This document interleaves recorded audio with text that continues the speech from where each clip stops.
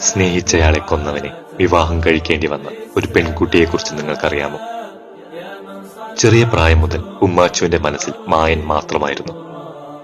എന്നാൽ അവളുടെ ജീവിതം മാറി മറിയുന്നത് തന്റെ പ്രിയപ്പെട്ടവനെ കൊന്ന ബീരാനെ വിവാഹം ചെയ്യേണ്ടി വരുമ്പോഴാണ്. മായനെ കൊലപ്പെടുത്തിയത് ബീരാനാണെന്ന് തിരിച്ചറിഞ്ഞിട്ടും അവൾക്കൊന്നും ചെയ്യാനാവുമായിരുന്നില്ല. ബീരാന്റെ സ്നേഹവും കരുതലും ഉണ്ടായിരുന്നുവെങ്കിലും ഉമ്മാച്ചുവിന്റെ മനസ്സ് എന്നും മായന്റേതായിരുന്നു. അവനെക്കുറിച്ചുള്ള ഓർമ്മകളായിരുന്നു അവളുടെ ജീവിതം. നിസ്സഹായതയുടെയും വിരഹവേദനയുടെയും മനുഷ്യബന്ധങ്ങളിലെ സങ്കീർണതകളുടെയും കഥ പറയുന്ന ഉറൂബ് എഴുതിയ മനോഹരമായ ഒരു നോവൽ ഉമ്മാച്ചു.